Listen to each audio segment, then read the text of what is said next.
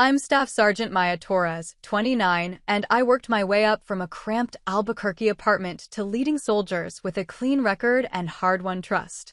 For years, I covered for my sister, sending money, smoothing messes, defending her when I shouldn't.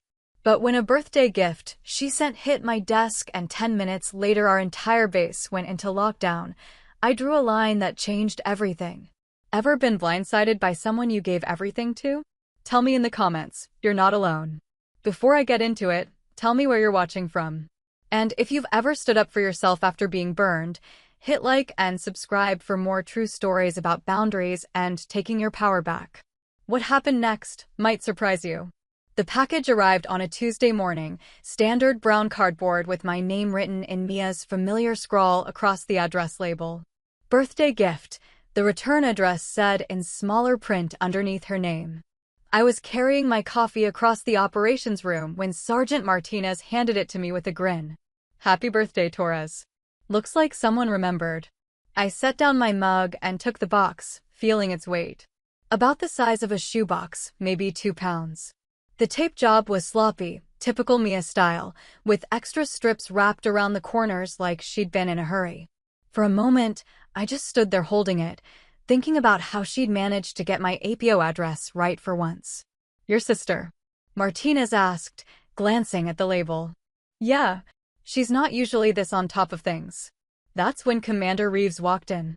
He was mid-conversation with Lieutenant Chin about patrol rotations, but his eyes caught the package in my hands and his voice just stopped. Not faded out or trailed off, stopped. Like someone had hit a mute button. The silence stretched long enough that Chin turned to see what had grabbed his attention. I looked down at the box, then back up at Reeves. His expression had shifted into something I'd seen before, usually right before he ordered a perimeter sweep or called in air support. Where did this come from? His voice was level, but there was an edge underneath. I held up the box so he could see the label. My sister. It's my birthday. He didn't move closer to look. Instead, his hand went to the radio clipped to his vest. Not touching the talk button yet, just resting there like he was getting ready. Sir, I said. Reeves looked at Chin, then at Martinez, then back at me. Set it down. Sir, it's just, set it down, Torres. I placed the box on the nearest desk. Reeves stepped back, his radio already in his hand. The morning briefing had been routine 15 minutes ago. Now the whole room felt different, like the air pressure had changed. Martinez, clear the area. Chin, get Edie on the line. Commander, this is from my sister. I kept my voice steady, but something cold was starting to move through my chest. I can vouch for you can't vouch for anything right now. He pressed the radio button.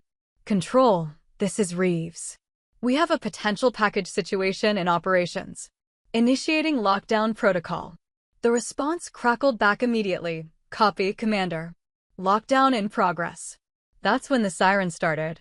The sound cut through everything, conversation, thought, the normal rhythm of base operations. Within seconds, I could hear boots running in the corridor outside. Vehicle engines starting up. The mechanical clunk of the main gate systems engaging. Martinez was already moving people out of the room, his voice calm but firm. Everyone out. Standard evacuation procedure. Chin had her phone out, speaking to someone in rapid technical language I couldn't quite follow. Something about X-ray capability and chemical sensors. I stood there looking at the box on the desk. Mia's handwriting stared back at me. The return address was her apartment in Phoenix, the one she'd moved to 6 months ago after things went sideways with her boyfriend in Tucson. She'd called me about the move, asked if I could help with the security deposit. I'd sent her $800 without asking too many questions. Torres. Reeves' voice brought me back. I need you to step away from the package. I took 3 steps back, my hands automatically moving to my sides in a position of attention. Through the windows, I could see personnel moving in organized patterns across the compound. The flag that had been hanging loose in the still morning air was now snapping in the rotor wash from a helicopter somewhere overhead. Sir, my sister wouldn't. Your sister lives where? Phoenix. She have any new associates? Anyone new in her life? The question hit differently than I expected. I don't know. We don't talk that often. When's the last time you spoke to her? I had to think. 3 weeks ago. Maybe 4. She needed money for car repairs. Reeves nodded like this confirmed something. How much? 300. You send it? Yes, sir.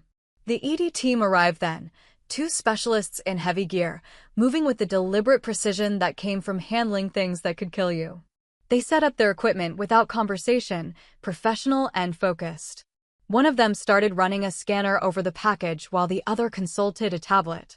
I watched them work, feeling disconnected from my own body. This was Mia's gift. The sister who used to sneak me extra cookies when mom wasn't looking. Who taught me how to braid friendship bracelets in middle school. Who cried when I left for basic training because she said she'd miss having someone to watch terrible movies with. But it was also Mia who'd gotten arrested for shoplifting at 17. Mia who dropped out of community college to follow some guy to Vegas. Mia who always seemed to be one step ahead of trouble, or one step behind it, depending on how you looked at things. Initial scan shows no obvious explosive signatures, one of the EOD specialists reported. But there's something electronic inside. Multiple components. Reeves keyed his radio again. Control, extend lockdown perimeter to include family housing. No one in or out until we have full clearance. The base had gone quiet except for the continuing whine of the sirens. Through the window, I could see families being escorted to the community center, children clutching backpacks and looking confused. Mrs. Patterson from the commissary was holding her infant son, talking to one of the MPs with urgent hand gestures. All because of a birthday present from my sister. Torres, Reeves said.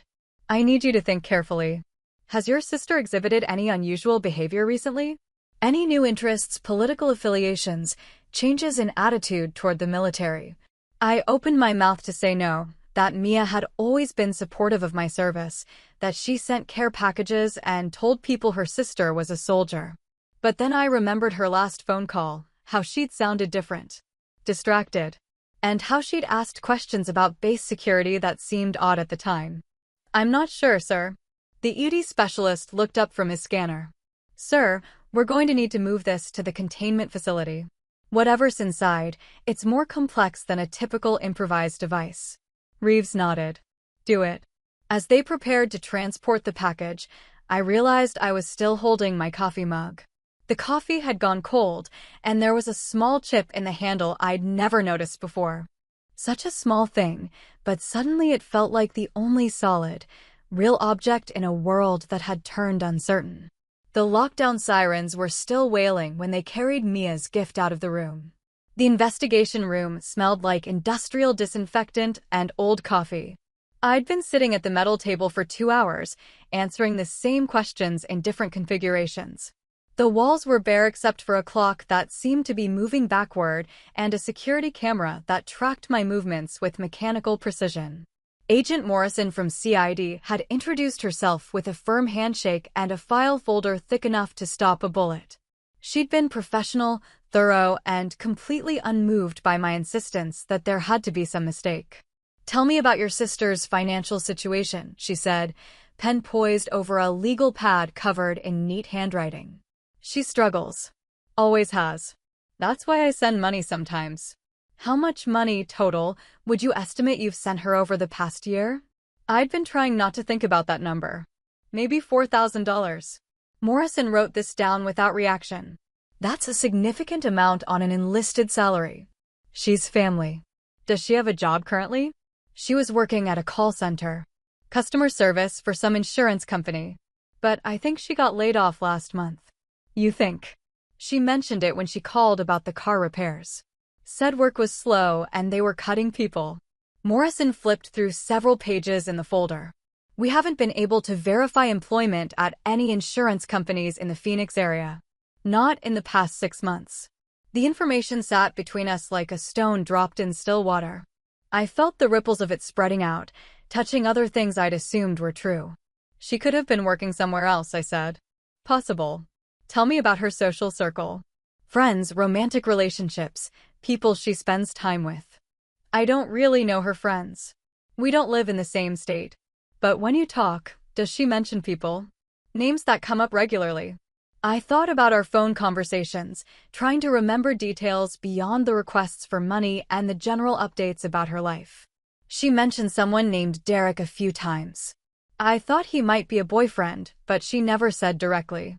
Derek what? I don't know his last name. Morrison made another note. Anyone else? There was someone called Tank she mentioned once or twice. I assumed it was a nickname. In what context? I tried to remember. Something about going to concerts with him. Or parties. She said he had connections for getting tickets to shows that were sold out. What kind of shows?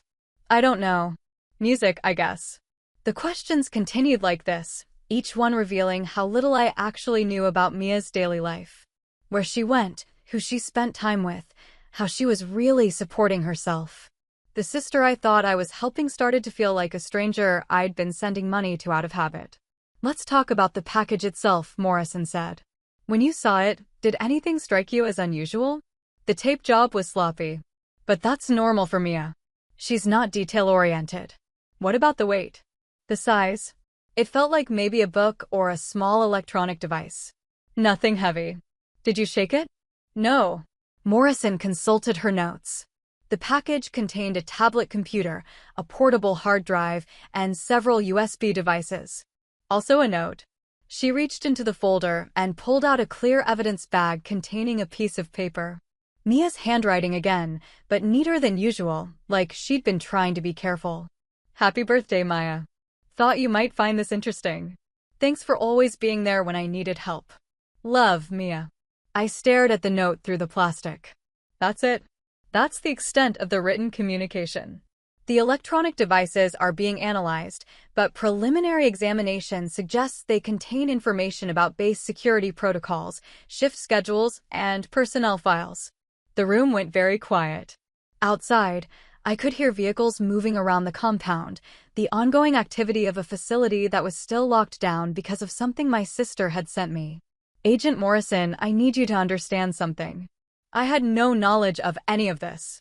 I would never, I believe you, Sergeant Torres. But I need you to help me understand how your sister obtained this information. I never gave her any classified materials. Directly, no. But think about your conversations with her. Did you ever mention work? Complain about your schedule, talk about people you work with, mention anything about base operations. The question opened up a catalog of memories I didn't want to examine. Phone calls where I'd vented about long shifts. Casual mentions of which units were deploying when. Complaints about new security procedures that were making everything take longer. I might have mentioned general things. The way anyone talks about their job. Can you be more specific? I thought about the call 3 months ago when Mia had asked about my work schedule, saying she wanted to plan a visit. How she'd seemed interested in when I'd be free, which weeks were busiest, whether there were times when security was lighter because of training exercises. At the time, it had felt like normal conversation. Now it felt like reconnaissance. She asked about visiting, I said slowly. Wanted to know about my schedule, when might be a good time. What did you tell her? That spring was usually busy because of training rotations. That summer might be better. Morrison wrote this down. Anything else? I was remembering more now, details that had seemed innocent in context. Questions about where I lived on base, whether I had roommates, how mail was delivered. Her interest in my friends, the people I worked with, their names and what they did. She was curious about military life, I admitted. Asked a lot of questions. What kind of questions? About how things worked. Security procedures, daily routines. I thought she was just trying to understand my world better. Morrison nodded like she'd heard this before. Family members often seem naturally curious about military life. It provides good cover for intelligence gathering. The words hit me like a physical blow. Intelligence gathering. As if my sister was a spy instead of a chronically broke 26-year-old who couldn't hold down a job. Agent Morrison, you're talking about my sister like she's some kind of enemy operative. She's just irresponsible, not a terrorist. Sergeant Torres, irresponsible people make excellent assets for actual operatives. They need money, they're not particularly careful about security, and they have emotional connections that can be leveraged. The room felt smaller suddenly, like the walls were moving inward. You think someone was using her to get to me? I think that's the most likely explanation for what we found in that package. Through the small window in the door, I could see personnel moving in the corridor. Normal base operations continuing while my world rearranged itself around this new understanding of my sister and my own vulnerability. What happens now? I asked. Morrison closed the folder. That depends on what we find when we finish analyzing the devices and what your sister tells us when we interview her. You're going to arrest her. She's already in custody. Phoenix PD picked her up an hour ago. I thought about Mia in a holding cell somewhere, probably scared and confused, maybe calling for me to help her the way she'd always done when things went wrong. Except this time, I was part of the problem instead of the solution. Can I talk to her? No, Morrison said. And Sergeant Torres, I need you to understand something. Until we know the full scope of this situation, your security clearance is suspended and you're restricted to base. You're not under arrest, but you're not free to leave either. The investigation had become my new reality. I was living in a space between trust and suspicion, between being a victim and being complicit. And somewhere in Phoenix, Mia was probably discovering that the consequences for her choices had finally caught up with both of us. Growing up, Mia and I shared a bedroom with walls thin enough that we could hear each other breathe at night. She was 3 years younger, which meant I was automatically responsible for her in that way older siblings understand without being told. When she had nightmares, I'd let her crawl into my bed. When she got in trouble at school, I'd help her figure out what to tell Mom and Dad. She was the kind of kid who climbed trees that were too tall and jumped off swings at the highest point. I was the one who watched for broken bones and walked her to the nurse's office when the inevitable accidents happened. By the time we were teenagers, the pattern was established. Mia took risks, I managed consequences. The first time she got arrested, she was 17 and I was 20, home on leave from basic training. Shoplifting, like I'd told Agent Morrison, but it was more complicated than that. She'd been with a group of friends who dared each other to steal increasingly expensive items from the mall. What started as candy bars escalated to jewelry, and Mia was the one who got caught with a $100 necklace in her backpack. I sat with her in the juvenile holding area, watching her cry and promising it would never happen again. The charges were eventually dropped in exchange for community service, but I could see something in her face that worried me. Not remorse exactly, but a kind of excitement about having gotten away with most of it. It was like a game, she said on the drive home. See how much you could take before anyone noticed. It's not a game, Mia. People go to prison for theft. But I didn't take that much. And everyone does it. That conversation stayed with me through the rest of my military training. The casual way she dismissed the seriousness of what she'd done, like consequences were something that happened to other people. When I got my first assignment and started sending money home to help with family expenses, part of me was hoping it would keep her out of trouble. It didn't. The calls came regularly after that. Car repairs, rent money, medical bills, court fees for various minor infractions. Each time, Mia would sound genuinely apologetic and promise she was getting her life together. Each time, I'd send what I could afford and sometimes more than I could afford. You're enabling her, my friend Jessica had said during one of our video calls. Jessica was stationed in Germany, dealing with her own family drama involving a brother with gambling problems. She's never going to learn to handle her own problems if you keep bailing her out. She's family, I'd said, the same thing I'd told Agent Morrison. Family doesn't mean you have to bankrupt yourself to fix someone else's mistakes. But that's exactly what it had meant to me. Family was the people you protected, even when they made it difficult. Even when they made choices that put them in danger. I'd grown up believing that loyalty was absolute, that you stood by the people you loved no matter what. The irony wasn't lost on me now, sitting in my restricted quarters on a base that was still partially locked down because of my absolute loyalty to someone who'd been gathering intelligence about my workplace. I'd been thinking about Derek and Tank, the names I'd mentioned to Morrison. Trying to remember other details from conversations with Mia that might have seemed innocent, but weren't. She'd asked about my friends, wanted to know their names and what they did. She'd been curious about my living situation, about base layout, about schedules and procedures. At Christmas, she'd asked me to send pictures of the base. I want to see where my sister works, she'd said. I'm proud of you, and I want to be able to picture you in your daily life. I'd sent her a few photos from the common areas, nothing classified or sensitive. Just shots of the dining facility, the gym, the parking area outside my unit. Normal stuff that families share with each other. Except now I wondered who else had seen those photos. The restricted quarters were comfortable enough. A small apartment with a kitchenette, a desk, and a window that looked out onto the base motor pool. I had books, internet access for personal use, and permission to walk around certain areas of the base for exercise. It was isolation, not imprisonment, but the distinction felt academic. Commander Reeves had visited twice since the lockdown, both times to check on my mental state and to remind me that the investigation was ongoing. He'd been careful not to discuss details, but his manner suggested the situation was more serious than a simple case of a sister making bad choices. How long do these things usually take? I'd asked during his second visit. As long as they take, he'd said. The important thing is that we get it right. On the third day of my restriction, I got a call from my parents. They'd been contacted by Phoenix police and were driving from Albuquerque to see what help they could provide to Mia.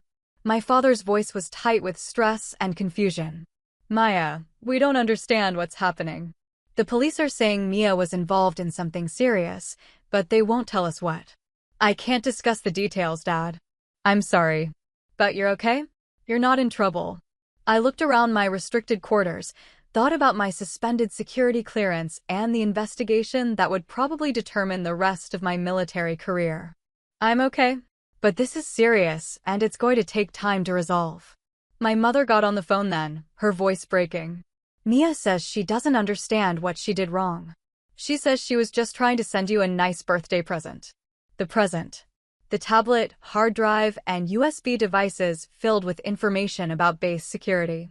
Information that someone had compiled and given to my sister to send to me, probably knowing that it would cause exactly the kind of disruption it had caused. Mom, I need you and Dad to be very careful about what you say to Mia and what you say to anyone else. This is a federal investigation now. Federal. My father was back on the line. Maya, what kind of trouble is she in? I couldn't tell them about the intelligence gathering, about the suspicion that Mia had been used as an asset by people who wanted access to military information. I couldn't explain that their youngest daughter was either a willing participant in espionage or a useful idiot who'd been manipulated into compromising national security. She's in serious trouble, Dad. The kind that doesn't get fixed with community service or paying fines. After they hung up, I sat in the quiet of my restricted quarters thinking about family loyalty and where it led when it wasn't balanced by judgment. I'd spent years protecting Mia from consequences, sending money to solve problems, believing that my role was to be her safety net no matter what choices she made. But somewhere along the way, that safety net had become a vulnerability that put other people at risk. My loyalty to her had been used against my loyalty to the military, to my fellow soldiers, to the mission we were all committed to protecting. The base had returned to normal operations, but I was still suspended between worlds, not quite trusted, not quite blamed, waiting for an investigation to determine which side of the line I'd end up on. Commander Reeves found me in the restricted quarters 4 days after the lockdown, carrying 2 cups of coffee and looking like he hadn't slept much. He'd aged in the past week, new lines around his eyes and a tightness in his posture that suggested the investigation was taking its toll on everyone. We need to talk, he said, settling into the chair across from my small kitchen table. I'd been expecting this conversation, the one where he'd tell me whether my military career was over. The coffee was good, real coffee, not the industrial stuff from the dining facility, which seemed like either a good sign or a last gesture of respect before bad news. The electronic devices your sister sent contained detailed information about base security protocols, personnel schedules, and classified operational procedures, Reeves said without preamble. Information that could only have been compiled by someone with extensive access to our systems. Sir, I never provided any classified information to my sister or anyone else. I know. The investigation has confirmed that. He paused to sip his coffee. But the information had to come from somewhere, and the level of detail suggests it came from multiple sources over an extended period of time. I thought about the phone calls, the casual conversations about work, the photos I'd sent at Christmas. I talked about general things with her. The way anyone talks about their job. I understand. And under normal circumstances, that kind of communication with family members isn't problematic. But your sister was sharing information with people who knew how to use it. Derek and Tank? Among others. We're still mapping the network, but it appears your sister was connected to a group that specializes in gathering intelligence from military personnel through their family relationships. The words settled over me like a weight. Mia hadn't just made bad choices or gotten in over her head with the wrong people. She'd been part of something organized, something deliberate. Was she working for them willingly? Reeves considered this. That's complicated. She was receiving money for information, but she may not have understood the full scope of what she was involved in. People like your sister, young, financially struggling, not particularly sophisticated about security, make ideal assets because they can gather information without fully understanding what they're doing. So she's both a victim and a perpetrator. Something like that. I thought about all the money I'd sent her over the years, all the times I'd helped her out of financial trouble. If she'd been receiving payment for intelligence gathering, she hadn't needed my help as much as I'd thought. Or maybe she'd needed it more, if she'd gotten involved in intelligence work because she was desperate for money. What happens to her now? That depends on her level of cooperation with federal investigators and what they determine about her intent. She could face charges ranging from mishandling classified information to espionage. And what happens to me? Reeves set down his coffee cup and looked at me directly. Torres, I've been in command positions for 15 years, and I've seen good soldiers get caught up in situations like this. Usually, it ends their careers, even when they haven't done anything intentionally wrong. My heart sank. I'd been preparing for this possibility, but hearing it stated plainly still hit like a punch to the chest. However, he continued, your record is clean, your cooperation with the investigation has been complete, and the consensus is that you were manipulated, not complicit. We can't afford loose ends, not here. But we also can't afford to lose good people because their family members made bad choices. Sir, your security clearance will be reinstated, but you'll be subject to enhanced monitoring and periodic reevaluation. You'll also be required to participate in additional security training and to report any contact from family members who might be involved in this network. I felt something loosen in my chest that I hadn't realized was tight. I can stay. You can stay. But Torres, this is your one chance. Any future security issues involving your family relationships will end your military career immediately. I understand, sir. Do you?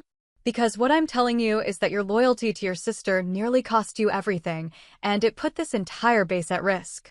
That can't happen again. I thought about Mia in federal custody, probably confused and scared, maybe angry that I wasn't rushing to help her this time.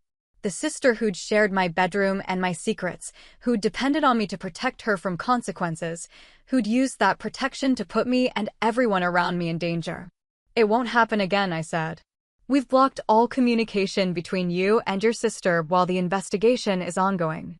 That includes phone calls, letters, email, and third-party messages through your parents or other family members. How long?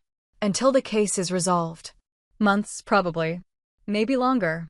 The isolation felt complete now. Not just physical restriction to base, but emotional restriction from the person who'd been central to my understanding of family loyalty. Sir, can I ask you something? Go ahead. How do you balance loyalty to family with loyalty to mission? When they conflict? Reeves was quiet for a long moment, looking out the window at the motor pool where soldiers were conducting routine maintenance on vehicles. When he spoke, his voice was thoughtful. You know what I learned after 22 years of military service? Loyalty without boundaries isn't loyalty at all. It's enabling. Real loyalty means holding people accountable when they make choices that hurt themselves and others. Even family? Especially family. Because they're the ones who can do the most damage to you and the people you're responsible for protecting. He stood up, collecting the empty coffee cups. Torres, you're a good soldier and a good person. But you've been loyal to your sister's potential instead of to her actions. That's something you'll need to think about going forward. After he left, I sat in my small kitchen thinking about loyalty and boundaries, about the difference between protecting someone and enabling them. For the first time since the lockdown, I felt like I had solid ground under my feet, even though the ground looked different than it had before. The investigation had changed me in ways I was still discovering. Not just my relationship with Mia, but my understanding of what it meant to be responsible for other people's safety. The soldiers I worked with, the mission we were committed to, the trust that made everything possible, all of that had been at risk because I'd never learned to say no to someone I loved. It was the hardest lesson I'd ever learned, but maybe it was the one I'd needed most. 2 months after the lockdown, I was back to full duties with a security clearance that came with extra oversight and regular check-ins with intelligence officers. The routine was familiar but different, like returning to a house where the furniture had been rearranged while I was away. I knew where everything was, but the muscle memory was slightly off. The enhanced monitoring felt intrusive at first. Additional paperwork for personal relationships, mandatory reporting of family contact attempts, periodic interviews about my social activities. But gradually it became just another part of military life, like PT tests and safety briefings. The price of staying in the career I'd worked hard to build. My fellow soldiers had been professional throughout the whole ordeal. No one asked direct questions about what had happened, but there were subtle indicators that the story had circulated through the base. Extra friendliness from some people, careful distance from others, conversations that paused when I entered rooms. I'd become a cautionary tale about operational security, which was probably fair. The work helped. Routine operations, training exercises, the familiar rhythm of military life. I threw myself into duties with the intensity of someone grateful to have duties to throw herself into. My performance evaluations were strong, my relationships with colleagues gradually normalized, and slowly I started to feel like I belonged again instead of being on probation. But Mia's absence was a constant presence in my daily life. No more random phone calls asking for money or updates about her chaotic existence. No more birthday cards with sloppy handwriting or holiday packages filled with random items she thought I might need. The silence was what I'd asked for, but it felt heavier than I'd expected. My parents called occasionally, careful conversations about family news that avoided any mention of Mia's situation.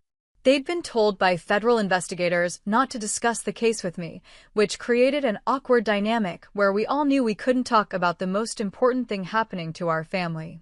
"Your Aunt Ruth is getting married again," my mother said during one call, her voice artificially bright. "Third time's the charm, I suppose." "That's nice, Mom." She asked if you'd be able to get leave to attend the wedding. "It's in October. I'll check my schedule." These conversations felt like elaborate dances around the empty space where Mia used to be. We all knew she was there in our thoughts, but mentioning her name had become forbidden, which made every other topic feel forced and incomplete. The investigation had concluded with mixed results. Mia had been convicted on federal charges related to mishandling classified information, but the espionage charges had been dropped in exchange for her cooperation with ongoing investigations into the network she'd been connected to. She'd received a suspended sentence with probation, which meant she wouldn't go to prison as long as she stayed out of trouble. I learned these details through official channels, not family communication. Agent Morrison had briefed me on the resolution as part of closing my case, her tone professional and neutral. "Your sister provided substantial assistance in identifying other members of the network," Morrison had explained. "Without her cooperation, we wouldn't have been able to map the full scope of their operations." "Is she okay?" "She's adjusting to civilian life with significant restrictions on her activities and associations. The probation terms are extensive." That was all I was told, and all I was allowed to know. Mia had become a classified subject in my own life, someone I could think about but not contact, worry about but not help. The hardest part was learning to redirect the protective instincts I'd developed over 23 years of being her older sister. When I had problems to solve or extra money in my paycheck, my first thought was still to check if Mia needed anything. When I heard songs she would have liked or saw movies she would have wanted to discuss, I automatically reached for my phone before remembering I couldn't call her. Breaking the pattern of caretaking was like breaking any other addiction.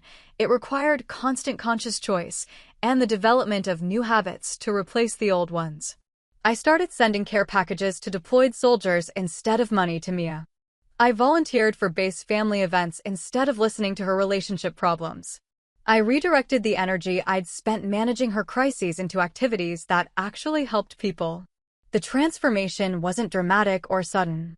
It was gradual, like physical therapy after an injury, daily exercises that slowly restored strength and function. Some days were harder than others, especially when I got news about family events she wasn't attending or holidays that felt incomplete without her chaotic presence. But gradually, I started to understand what Commander Reeves had meant about loyalty with boundaries. Real protection sometimes meant letting people face consequences for their choices. Real love sometimes required saying no to requests that would enable destructive behavior. I was learning to distinguish between helping and fixing, between support and enabling, between loyalty and codependency. These distinctions had seemed academic before the investigation, but now they were practical skills I needed for survival, mine and the people I was responsible for protecting.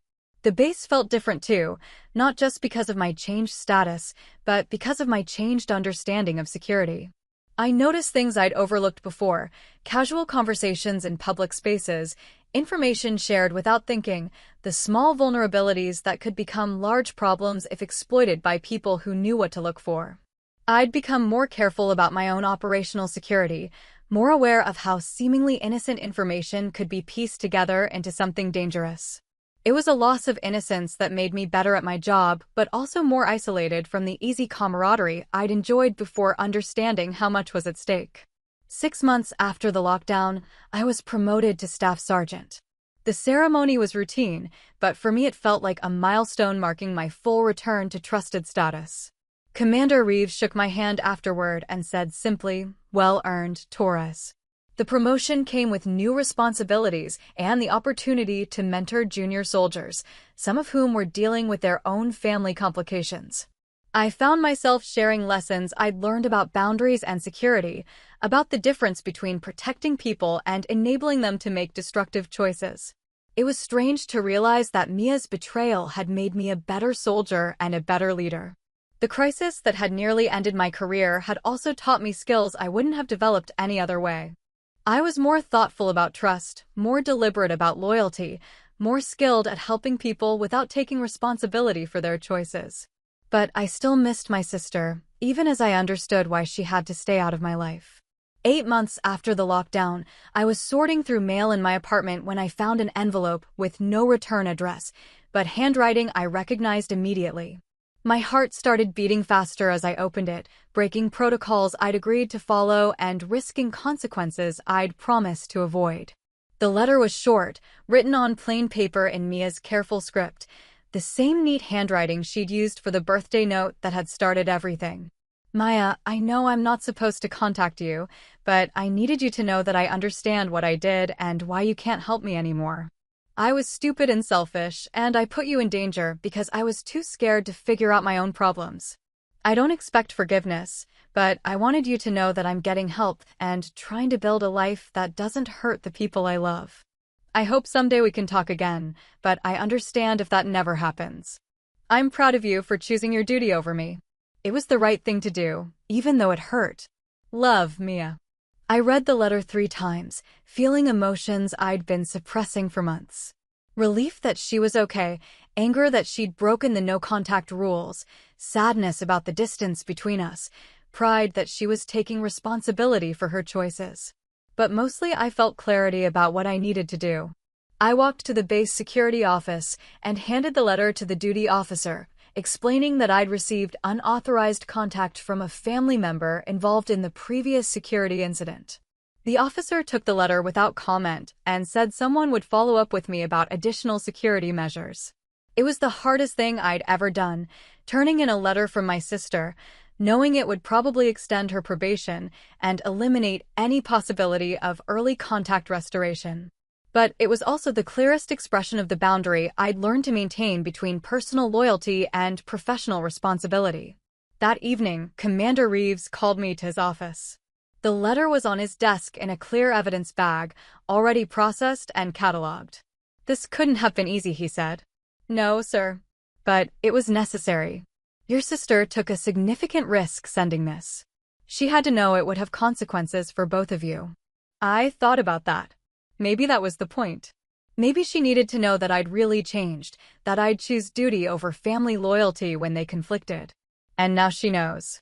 Now we both know. Reeves nodded. Torres, I want you to understand something. What you did today, reporting this contact immediately instead of hiding it or trying to handle it yourself, that's what rebuilds trust. Not just with your command, but with yourself. Sir, you've spent the better part of a year learning to be loyal to principles instead of just people. Today you proved you understand the difference. Walking back to my quarters, I felt something I hadn't experienced since before the investigation, peace with my choices. Not happiness exactly, but the solid satisfaction that comes from acting according to values you've tested under pressure. The letter had been Mia's way of saying goodbye to our old relationship and acknowledging the new boundaries that would define any future contact. She'd taken responsibility for her choices and accepted the consequences of mine. In its own way, it was the most mature communication we'd ever had. I knew there would be additional security reviews, more restrictions, probably a longer waiting period before any family contact would be allowed. But I also knew I could handle whatever came next, because I'd finally learned to balance competing loyalties without compromising either. The base went quiet as evening shift change approached. I could see soldiers ending their duty day, heading to the dining facility or the gym or their quarters to call home. Normal routines for people who'd earned the right to normal routines through their commitment to something larger than individual relationships. I'd earned that right back through the hardest lesson of my life.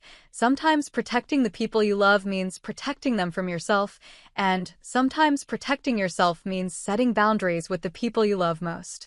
The lockdown had ended months ago, but in many ways, I was just now free.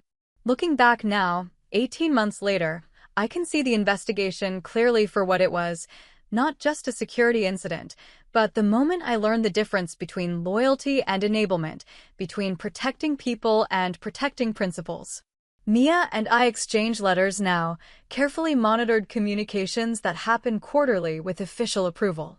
The relationship is formal and distant, nothing like the easy intimacy we'd shared growing up, but it's honest in a way our previous relationship never was. She writes about her job at a nonprofit organization, her court-mandated therapy sessions, her slow process of learning to make decisions without expecting someone else to handle the consequences. I write about my work, my promotions, my life on base. We don't discuss the investigation or the network she'd been involved with. We don't make plans to visit or talk about rebuilding trust. We acknowledge each other's existence and growth without pretending the damage can be undone. It's not the sisterhood either of us grew up expecting, but it's the relationship we've earned through our choices. The security protocols I follow now feel routine rather than restrictive. Enhanced monitoring, regular interviews, detailed reporting requirements for personal relationships, all of it has become integrated into my professional life. My clearance level was fully restored after a year of probationary status, and my performance evaluations consistently note strong judgment and reliability. More importantly, I've learned to apply the same security thinking to personal relationships that I apply to professional ones. I assess people's motivations. I verify information instead of accepting it automatically. I maintain appropriate boundaries even with people I care about. It's made me more cautious in some ways, but also more genuine in my connections with people who've proven themselves trustworthy. The other soldiers in my unit know my story in general terms.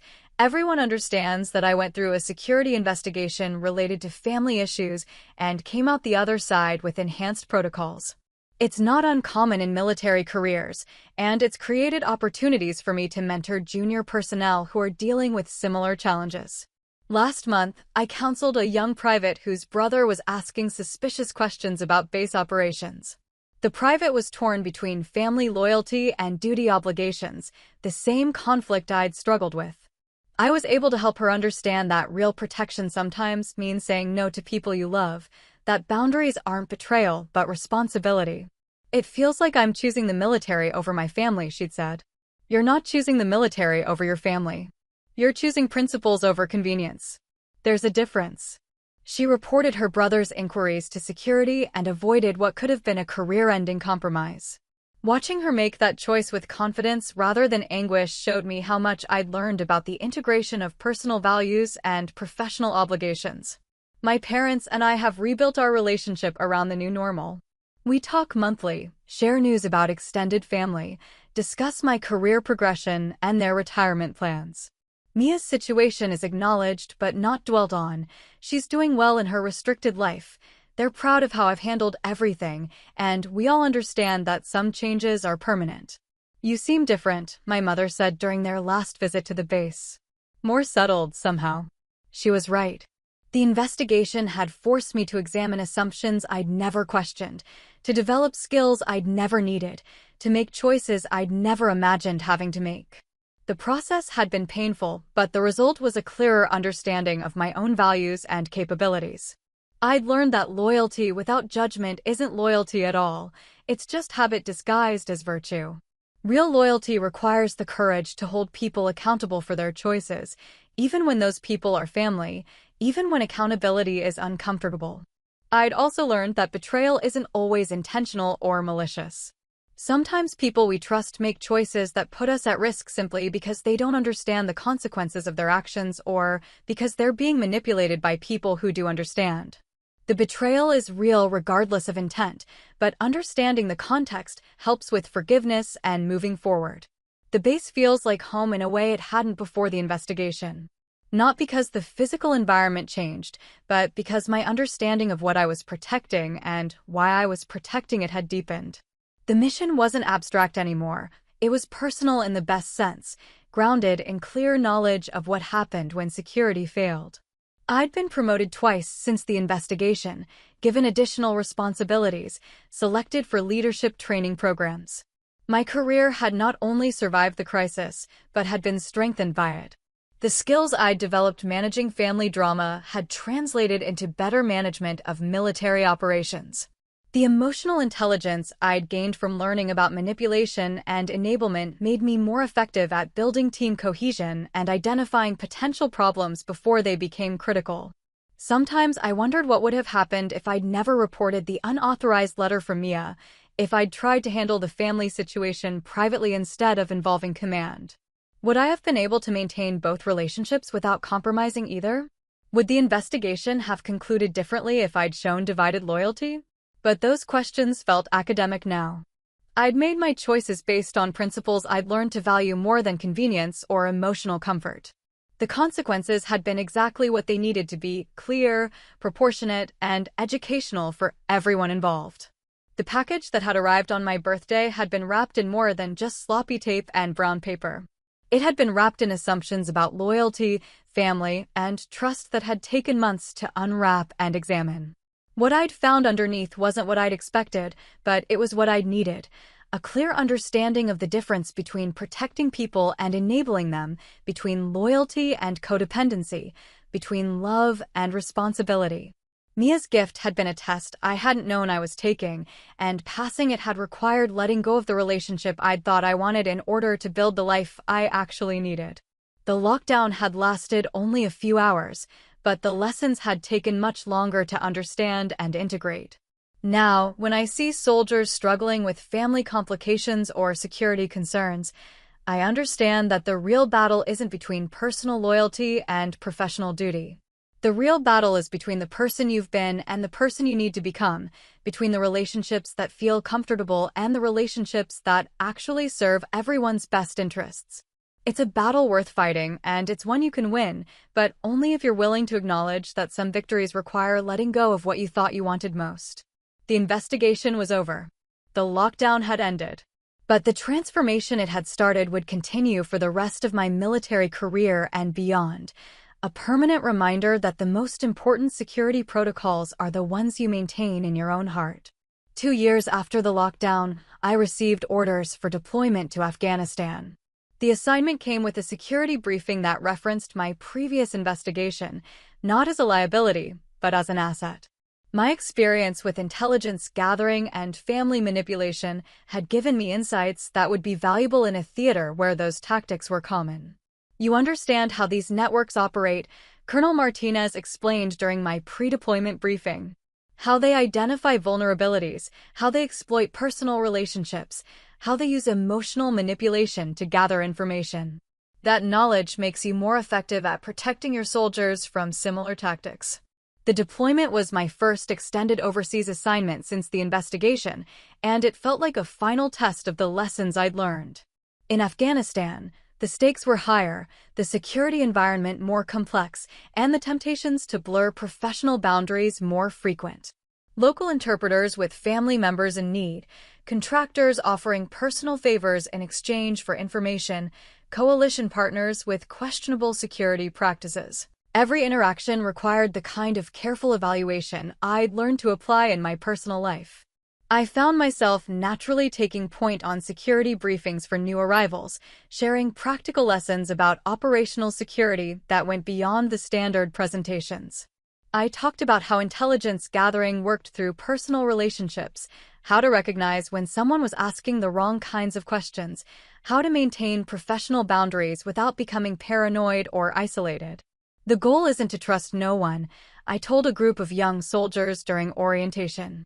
The goal is to trust appropriately, based on verification rather than assumption, based on patterns of behavior rather than good intentions. The deployment also gave me perspective on my relationship with Mia. The distance and communication restrictions of a combat environment made the supervised quarterly letters seem almost luxurious. I wrote to her about the landscape, the mission, the sense of purpose that came from knowing exactly what I was protecting and why. She wrote back about her work with veteran services, her night classes in accounting, her small apartment in a city I'd never seen. The letters were brief and careful, but they contained something that had been missing from our previous relationship: mutual respect. She respected my boundaries and responsibilities. I respected her efforts to build a life within the constraints she'd accepted. We weren't trying to return to our old dynamic or pretend the damage hadn't happened. We were building something new on the foundation of hard-earned honesty. Midway through the deployment, I was selected for the Non-Commissioned Officer Leadership course, a program that would prepare me for senior enlisted positions. The selection was competitive, and my commander's recommendation letter specifically mentioned my ability to balance competing loyalties and maintain security consciousness under pressure. Staff Sergeant Torres has demonstrated exceptional judgment in complex situations involving personal and professional obligations, the letter stated. Her experience with security investigations has enhanced rather than compromised her effectiveness as a leader and mentor. The course itself was challenging, combining tactical leadership with strategic thinking and ethical decision-making. One of the case studies we analyzed involved a scenario remarkably similar to my own experience: a soldier whose family member had been compromised by foreign intelligence services. The other students in the class discussed the theoretical challenges of divided loyalty and security protocols, while I provided practical insights from having lived through the situation. The hardest part isn't making the right choice, I said during one seminar discussion. The hardest part is accepting that the right choice might mean losing relationships you've defined yourself by. The instructor, a senior master sergeant with 25 years of experience, nodded approvingly. And what did you learn about maintaining those relationships after making the hard choices? I thought about Mia's quarterly letters, about my parents' careful phone calls, about the new boundaries that had redefined but not eliminated family connections. I learned that real relationships can survive hard choices, but they might look different afterward. And that sometimes different is better, even when it's more difficult. After completing the leadership course, I was promoted to Sergeant First Class and given responsibility for a training program focused on operational security and counterintelligence awareness. The program was designed around real-world scenarios and practical decision-making rather than abstract policy discussion. I drew heavily on my own experience, creating training modules that helped soldiers recognize and respond to intelligence-gathering attempts through personal relationships. The program was successful enough that I was invited to present it at other bases and to contribute to military publications on security awareness. My article, Family Loyalty and Operational Security: Lessons from the Field, was published in the Army's Professional Development Journal and generated discussion throughout the intelligence community. Writing about the experience publicly, even in sanitized professional terms, was another kind of closure. I was able to articulate lessons learned without revealing operational details, to share insights that might help other soldiers avoid similar compromises, to transform personal pain into professional contribution. The responses to the article were uniformly positive, but the one that meant most came from Agent Morrison, who sent a brief note through official channels. Your article accurately captured the complexity of these situations and provided valuable guidance for security personnel. Thank you for turning a difficult experience into a teaching opportunity. As my deployment neared its end, I began planning for my next assignment and considering longer-term career goals. The security investigation that had once threatened to end my military service had instead become a foundation for advancement. I was being considered for positions in counterintelligence, for advanced leadership roles, for assignments that specifically required the kind of judgment and experience I developed through crisis. You've turned your biggest vulnerability into your greatest strength, my deployment commander said during my final evaluation. That's not something everyone can do. The observations stayed with me during the long flight home.